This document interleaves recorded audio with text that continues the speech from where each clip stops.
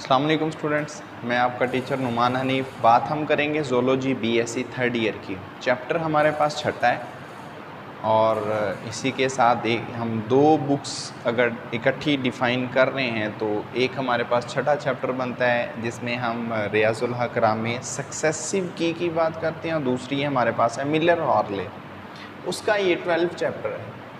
Chapter में हम बात कर रहे हैं मोलस्कन सक्सेस की और हमारा जो अगला टॉपिक है वो है क्लास बाइवेल्विया शेल। इन्हें बाइवेल्विया क्यों कहते हैं? बाई का मतलब होता है दो, यानी कि बाई स्टैंड फॉर टू। वॉल्विया कहते हैं वॉल्व्स को, यानी कि इनके जो शेल है उसके दो हिस्से होते हैं, एक डॉर्सल जानब होता है, एक वेंट्रल जानब होता है। दो इनके पास शेल मौजूद होते हैं। तो पहला हमारा जो टॉपिक है उसमें उन्होंने बयान किया shell and associative structures. Shell के साथ कुछ एसोसिएटेड स्ट्रक्चर्स होती हैं। सबसे पहले शेल की बात कर लेते हैं। The two convex half, convex होते हैं, यानी कि इनका जो शेल होता है वो बेसिकली तौर पर ऐसे बना हुआ होता है, यहाँ से ऐसे, ये दो यहाँ पर शेल होते हैं, इस तरह से मौजूद होते हैं। टू कन्वेक्स शेल होते हैं।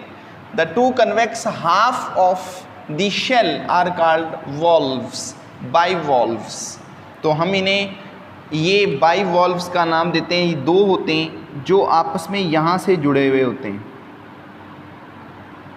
यहाँ से, ठीक है। एक हाफ इनका ये वाला होता है, दूसरा हाफ इनका ये वाला होता है। ये दो यहाँ पर इनके हाफ होते हैं जो आपस में जुड़े हुए होते हैं। जहाँ से ये जुड़े हुए होते हैं उन्हें हम कहते हैं हिंज लिगामेंट्स का।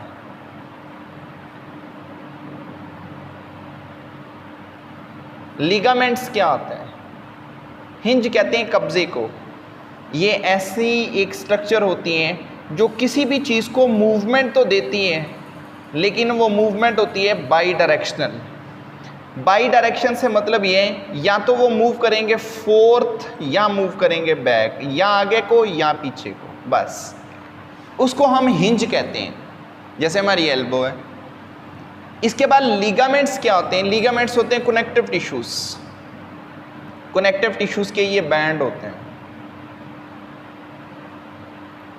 ये इलास्टिक भी होते हैं, इनकी खुद की एक लचक भी होती है, और दूसरा इनका काम होता है किसी चीज़ को जोड़ के रखना है। यहाँ पर दो शेल होते हैं, दोनों शेल्स को जोड़ा हुआ होता है इस हिंज लिगामेंट्स ने, ठीक है जी।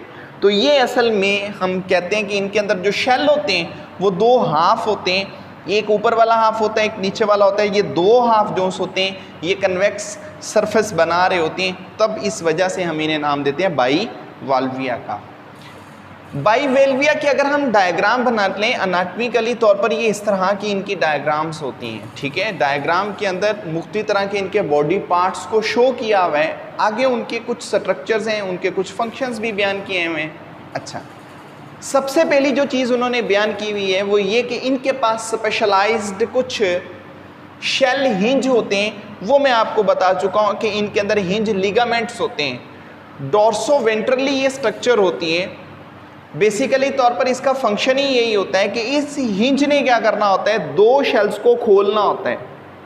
जब दो शेल्स को आपस में खोलना होता है तो इनके अंदर कुछ एसोसिएटिव यहाँ पर भी स्ट्रक्चर्स मौजूद होती हैं। वो स्ट्रक्चर्स क्या होती हैं? वो इनके यहाँ पर कुछ तीत होते हैं, एक तीत मौजूद होते हैं, यानी कि यहाँ पर कुछ स्पेशलाइज्ड इनके कुछ तीत होते हैं, वो मौजूद होते हैं, वो यहाँ पर प्रेजेंट होते हैं, ठीक। साथ में क्या होते हैं? हिंज लिगामेंट्स होते हैं। ये इनके आ जाते हैं तीत,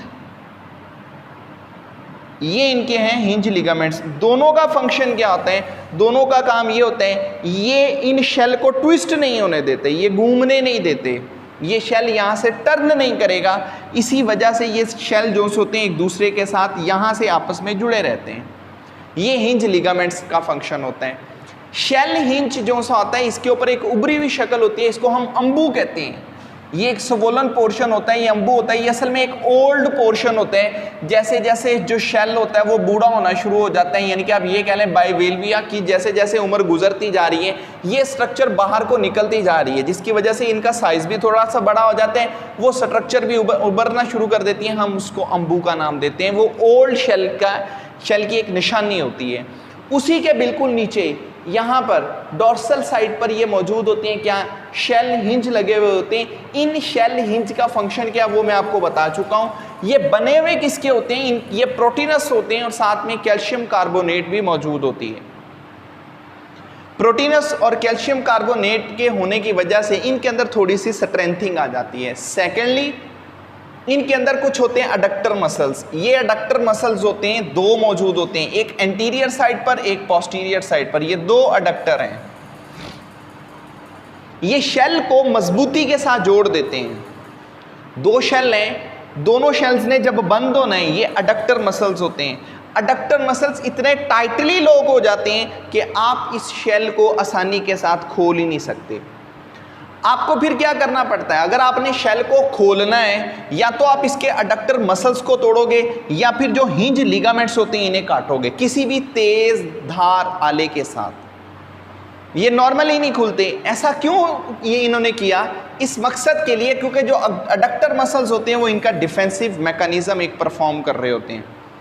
इन्हें बेसिकली तौर पर हिफाजत देते हैं किन से, बहुत सारे ऑर्गेनिजम्स इनके ऊपर ग्रो करते हैं, जैसे कि स्टारफिश हैं या फिर अदर ऑर्गेनिजम्स की बात कर लें, कुछ शार्क्स वगैरह हैं या अदर जो फिशेस होती हैं वो इनके बॉडी को खाती हैं, जिसकी वजह से क्या होता है ये अपनी प्रोटेक्शन करने के लिए ऐसे मसल्स रखते हैं जो मसल्स बेसिकली तौर पर टाइटली लॉक हो जाते हैं, जिसकी वजह से वो खुलते नहीं हैं। ठीक है जी। फिर इसके बाद इसके अंदर अगली कुछ डिफरेंट स्ट्रक्चर्स मौजूद होती हैं। चलें हम अगली एक स्ट्रक्चर की बात कर लें तो वो हमारे पास है इनमें रेस्पिरेशन। लेकिन उससे पहले मैं अगर आपको थोड़ी सी और बात बता दूं कि इनके बॉडी के अंदर ये जो मेंटल कैविटी होती है, इस मेंटल कैविटी के अंदर कुछ ग्लैंड्स होते हैं जिन्हें हम नेकर ग्लैंड्स कहते हैं। ये जो नेकर ग्लैंड होते हैं ये बेसिकली तौर पर क्या करते हैं, ये पर्ल की फॉर्मेशन करते हैं, कुछ कीमती मोती बनाते हैं।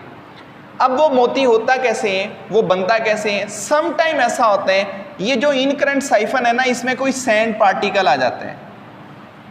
सपोज वो सैंड पार्टिकल यहाँ आ चुका है, जब वो सैंड पार्टिकल यहाँ होते हैं इनकी मेंटल कैविटी के अंदर ये नेकर ग्लैंड्स लगे हुए होते हैं। ये नेकर ग्लैंड्स क्या करते हैं, इस सैंड पार्टिकल के ऊपर नेकर को फेंकना शुरू कर देते हैं। आहिस्ता आहिस्ता ये नेकर क्या होता है, बड़ा होता जा रहा है, यानी कि नेकर की क्वांटिटी बढ़ती जा रही है, ऊपर से वो जो अंदर एक हार्ड स्ट्रक्चर है वो भी बढ़ता जा रहा है, जिससे क्या होता है कि वो अंदर क्या बनना शुरू हो जाता है, एक मोती बनने लग जाता है। हम उसको नाम दे देते हैं किसका, पर्ल फॉर्मेशन का। पर्ल फॉर्मेशन में जो ग्लैंड ज़्यादातर इंपॉर्टेंस कर रहे होते हैं, इंपॉर्टेंस रखते हैं, वो कौन से होते हैं, वो ये नेकर ग्लैंड्स होते हैं, जिनका फंक्शन ही यही होता है कि वो पर्ल की फॉर्मेशन करते हैं। नीचे कुछ स्पीशीज बयान की हुई हैं जो बेसिकली तौर पर पर्ल की फॉर्मेशन करते हैं, जैसे कि पैसिफिक ऑस्टर हैं, ये बहुत अच्छा पर्ल बनाते हैं। इसके बाद पिंक टैडा, ये कुछ ऐसे हमारे पास बाइवेलविया शेल होते हैं जो हाई क्वालिटी का बेसिकली तौर पर क्या करते हैं, पर्ल बनाते हैं। यानी कि इनके पर्ल के अंदर नेकर इतना कमाल का होता है, उसकी क्वांटिटी इतनी अच्छी होती है, उसकी क्वालिटी इतनी अच्छी होती है कि वो जो पर्ल होता है वो काफ़ी महंगे दामों भी बिकते हैं। ठीक है जी।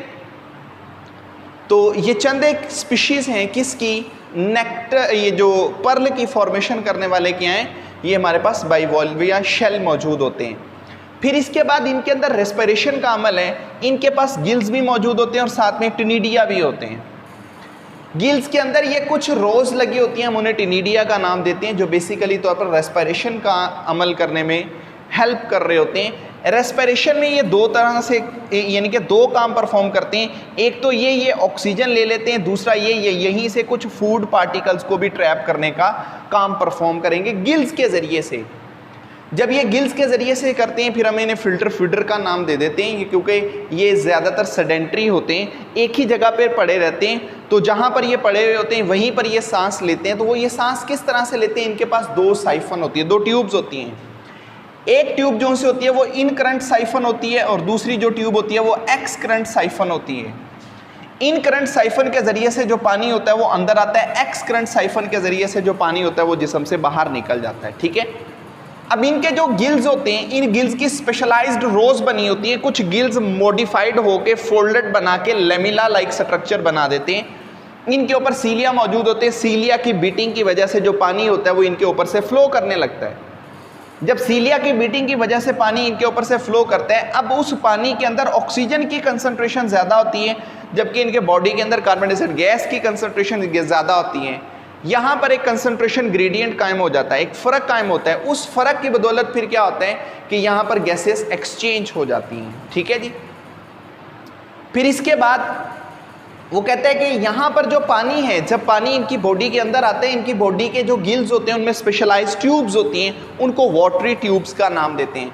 अब जितना भी पानी होता है, सपोज आप फर्ज कर लेंगे वाटरी ट्यूब लगी है, पानी इस वाटरी ट्यूब के अंदर आ जाता है। जब वाटरी ट्यूब के अंदर पानी जाता है तो आगे गिल्स का एरिया खुल जाते हैं, अंदर बहुत ज़्यादा आपके पास यानी कि इनके अंदर जो एरिया है वो क्रिएट होना शुरू हो जाता है। उस एरिया को सुप्रा ब्रांचियल चैम्बर का नाम देते हैं। वो जो सुप्रा ब्रांचियल चैम्बर होते हैं, जब पानी इनके इन करंट साइफन के ज़रिए से इसके ऊपर से फ्लो करता है, यानी कि यहाँ से पानी जो सा होता है वो फ्लो करता है, तो फ्लो करके जो पानी होता है वो इनके सुप्रा ब्रांचियल चैम्बर में चला जाता है। जब सुप्रा ब्रांचियल चैम्बर में चला जाता है, उतनी देर में क्या होता है, यहाँ से रेस्पिरेशन हो जाती है। अब जो पानी होता है वो एक्स करंट साइफन के अंदर जाना शुरू कर देता है। जब एक्स करंट साइफन के अंदर जाता है, यहाँ से उसको बॉडी से बाहर इलिमिनेट कर देते हैं। उस वक्त सिर्फ पानी ही जिस्म के साथ पानी ही जिस्म से बाहर नहीं निकलता, बल्कि जो बॉडी जो मेंटल कैविटी है उसके अंदर जो वेस्ट प्रोडक्ट होती है वो भी इसी पानी के साथ बाहर निकल जाती है। ठीक है, अगला जो प्रोसीजर है वो है इसकी डाइजेशन का। डाइजेशन में 3 मैकेनिज्म होते हैं, इंजेशन होती है, फिर उसके बाद डाइजेशन होती है, फिर ईजेशन होती है। इंजेशन में क्या होता है, फूड के पार्टिकल्स को ट्रैप किया जाता है। अब फूड के पार्टिकल्स ट्रैप कैसे होते हैं, ये अगर हम 3D डायग्राम में देखेंगे, इनका गिल्स थोड़ा सा इलोंगेटेड होता है, वो यहाँ तक आया हुआ है, लेकिन ये उसके ऊपर मैंने क्या बना दिया, फुट बना दिया। ठीक है, ये नीचे तक इनका गिल्स होता है। गिल्स के ऊपर सीलिया लगे होते हैं, म्यूकस की तह चढ़ी हुई होती है।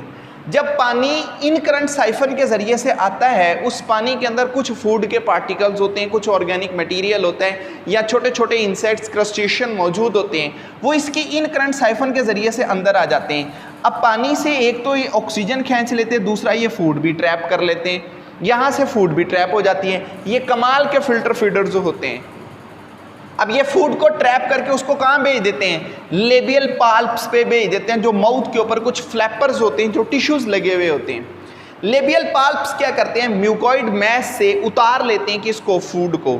जब ये म्यूकोइड मैस से फूड को उतार लेते हैं, उस फूड को ये भेज देते हैं अपने माउथ के अंदर। माउथ उसके पीछे क्या लगा होता है, स्टमक लगा हुआ होता है। खुराक को ये सारी को भेज देंगे किसके अंदर, स्टमक में। जब ये स्टमक में भेजते हैं तो स्टमक के अंदर क्या लगी होती है, एक लॉन्ग कॉइल्ड होती है, एक ट्यूब लगी हुई होती है।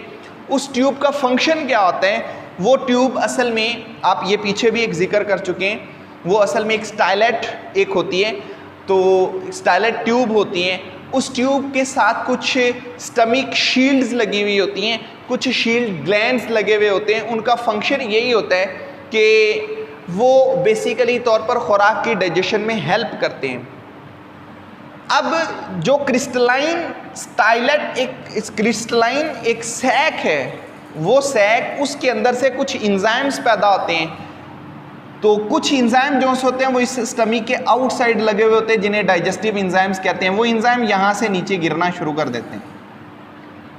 जब वो यहाँ से गिरना शुरू कर देते हैं तो अंदर फूड होती है, वो डाइजेस्ट हो जाती है। डाइजेस्टेड फूड जो होती है इस ट्यूब के ज़रिए से ट्रैवल कर जाती है पूरी बॉडी में। अब जो अनवांटेड फूड के पार्टिकल्स होते हैं उन्हें जिस्म से बाहर निकाल देते हैं रेक्टम के ज़रिए से। हम उन्हें नाम देते हैं सूडोफिसिस का।